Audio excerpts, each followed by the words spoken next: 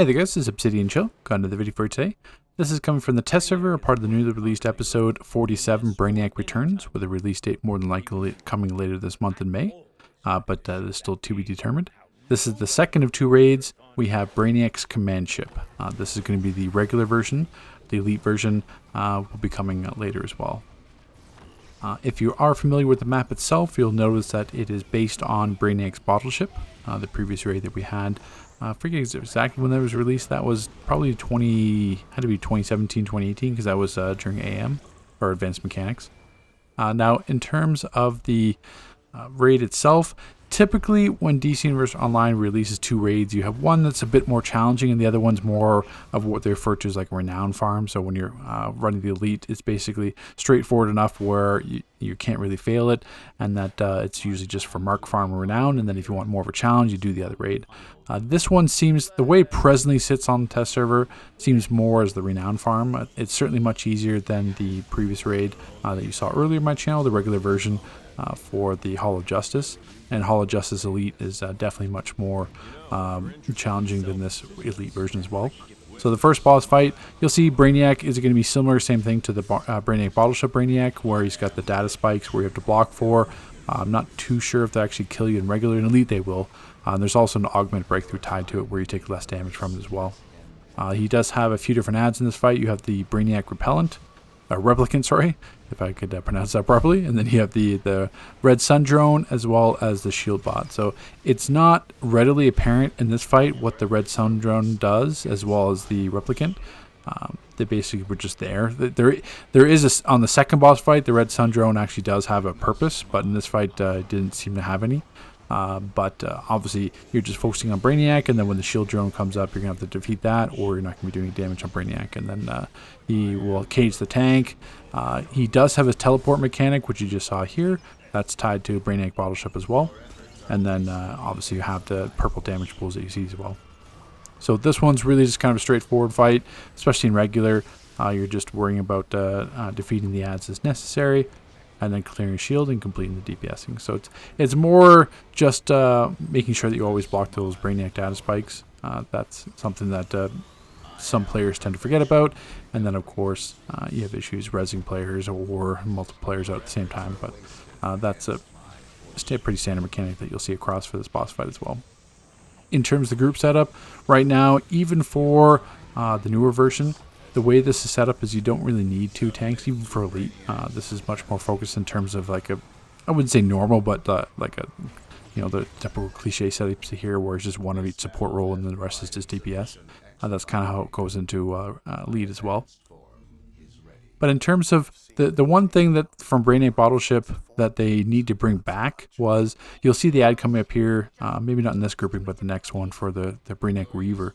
The Brainiac Reaver was actually something that was a really big troublesome ad back when this, I wouldn't say when the command ship came out, when Brainiac Battleship came out, was really troublesome. It was one of those ads where back then you actually had controllers properly controlling things, rather than just now it's just Bob Comlick and tanks juggling, and you have breakout profiles that are completely out of whack. But back when controlling actually meant something, then in the you would actually physically have to control that ad for it to keep it permastun, because at the moment it broke out, basically it would wipe anyone near him. And that was always something that was really interesting. But I think they toned it down later because of the issue, because it was one of those things where past raids in the past, I'm talking about like 5-6 years ago at this point, but you could really tell where now, if you have like not a subpar troller, but if you have a troller that's not necessarily doing his full duties, then you can really notice it in the past compared to now. Now it's just power, but you have like supply drops, you have Cyborg, Oracle Bot. There's plenty of different ways for you can regen power. Soders, more like you have Soders using 100% power return. Back then, if the ads weren't properly stunned, if there was power issues, if there's anything else, it was readily apparent that the controller was needing to do some extra duties. But now we don't really have that now. But in terms of the raid itself, we're just clearing the hallways as normal. There's 3 boss fights. We're going to have, obviously you just saw the first one. The second one's going to be coming up in a moment, where we're finding 2 other bosses that will be familiar to us. In terms of I always speak, same thing I mentioned before in my alert commentary and my raid commentary with the foundation. This one, they still kind of expand on the foundation a bit. There's not too much stuff that I know that really could be adjusted with how it is now to make it more challenging for Elite and Elite Plus. Without like, you know, artificially increasing health pools or adding extra unnecessary NPCs. It's just one of those raids where it's going to be interesting to see, because the developer, at least the developer that appears that created it, was a Quitoxic, based on just how they're answered on the forums. And Quitoxic has done, you know, he's one of probably, if not the best developer this game's ever had in terms of engaging content, making like Dark Side War Factory, Nexus. Like his resume is very long. The Aquaman alert, Royal Alert, no, Royal War Alert, I think that's what it's called. So I definitely, if he was in charge of this raid in terms of its development, then there's certainly a lot of hope for that, and I definitely trust him, or we should trust him as a community. So the second boss fight here, we have controlled Lex Luthor, controlled Superman, similar to kind of, not so much the Lex Luthor one, but the same kind of concept as like Happiness Home, where Superman just sits up in the air, kind of randomly heat visions, and doesn't come down until controlled Lex Luthor is actually defeated. So this one, you're going to see the red sun drone come up.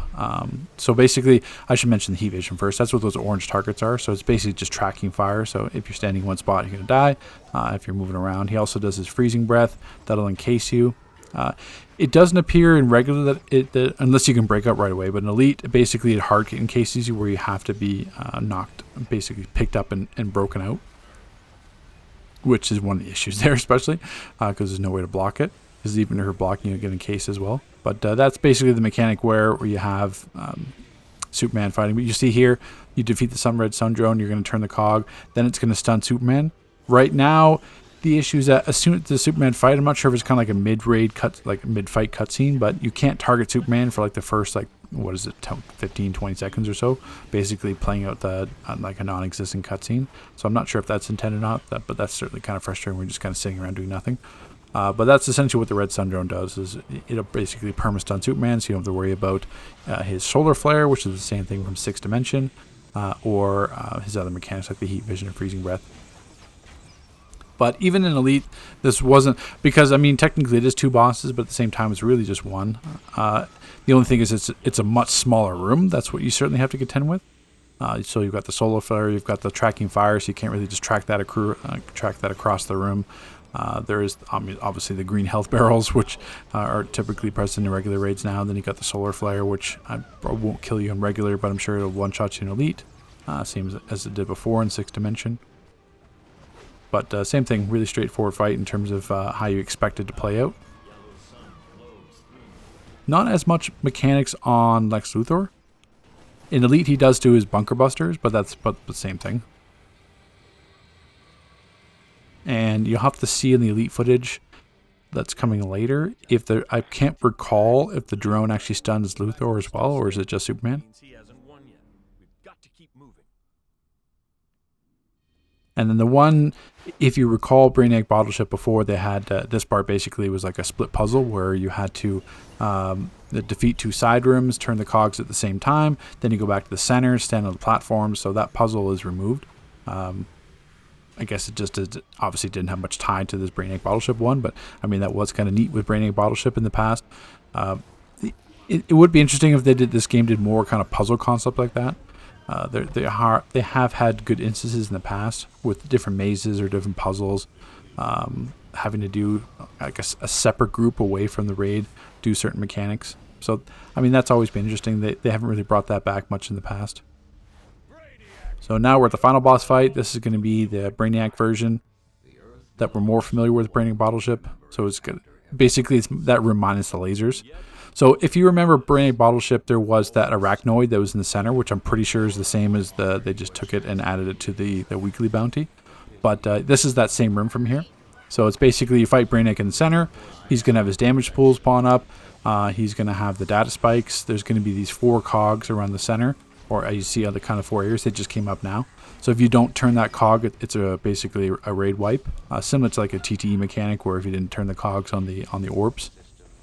but that's essentially what it is. So it's a fight where technically you could have a second tank if you wanted to split the ads from the boss, but at the same time it's not as necessary. There is a skirmisher, I believe that's what it's called, a Brainiac skirmisher, that does have basically he'll spin it around 360 degrees and does quite high damage.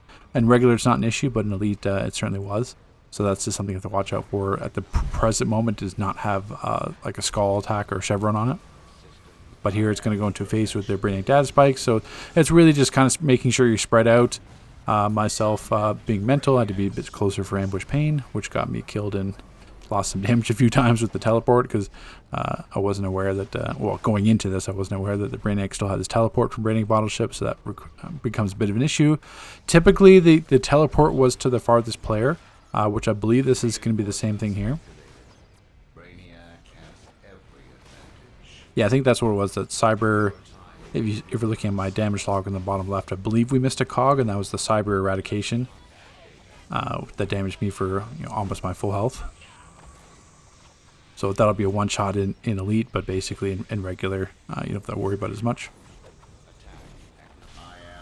And that's going to be essentially the raid. So this one certainly has some stuff to be worked on if it's going to be at the same level as the other one, the Hall of Justice. But I'm confident if the developer is Quitoxic in this case, he certainly knows what he's doing. So it's going to be a wait and see approach on that. And I will be bringing you the elite versions as soon as some bugs are corrected right now. But looking forward to continue bringing you all the test server content. So take care, guys. We'll see you in the next video.